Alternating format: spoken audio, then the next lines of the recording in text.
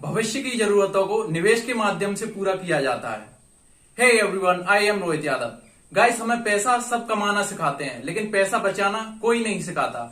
आज हम इस book rich dad poor dad के माध्यम से यही सीखेंगे कि आखिरकार हम अपने पैसे को कहां निवेश करें जिससे हमें उसका सबसे बेस्ट रिटर्न आ सके।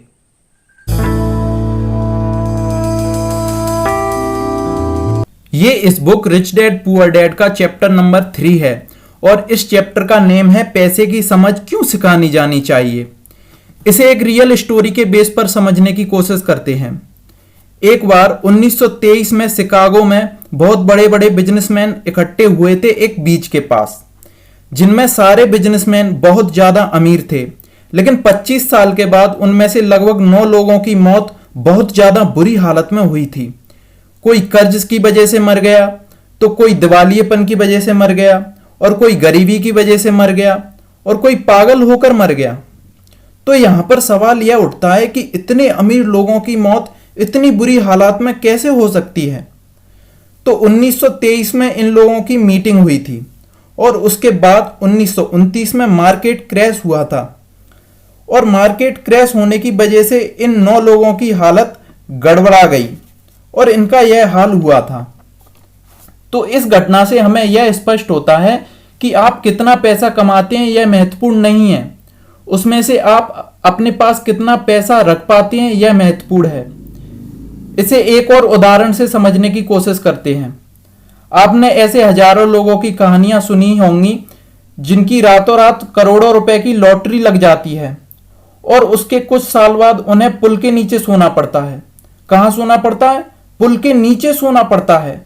आखिरकार ऐसा कैसे हो जाता है? क्योंकि उनमें पैसे का सही उपयोग करने की सही समझ नहीं होती। बस इतनी सी बात है।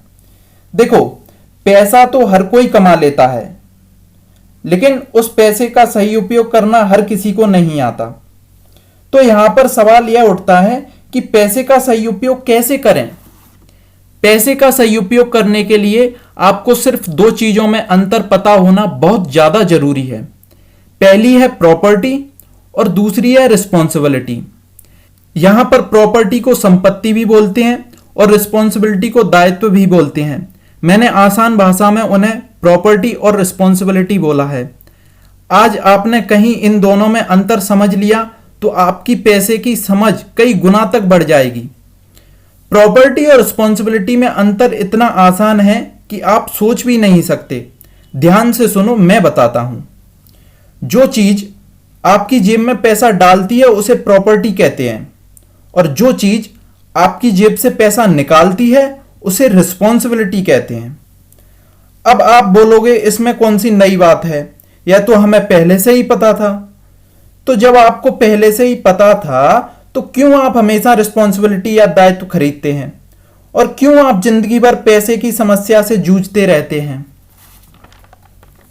देखिए, अमीर आदमी हमेशा संपत्ति खरीदता है और मध्यम वर्गीय हमेशा दायित्व खरीदता है, लेकिन वो यह सोचता है कि मैं संपत्ति खरीद रहा हूं, और गरीब सिर्फ खर्च करता है।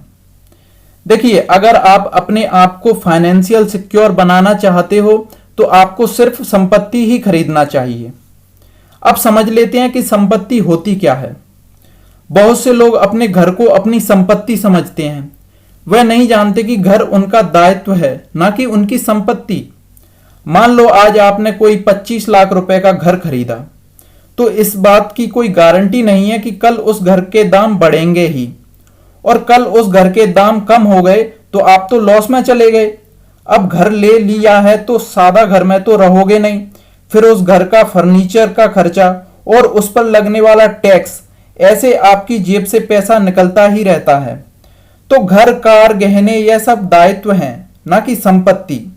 तो हमें दायित्व को नहीं जोड़ना, क्योंकि दायित्व हमारी जेब में पैसा निकालता ही रहेगा। हमें हमेशा संपत्ति ही खरीदना चाहिए, क्योंकि जितना हम अपनी संपत्ति में निवेश करेंगे उतनी हमारी इनकम बढ़ेगी।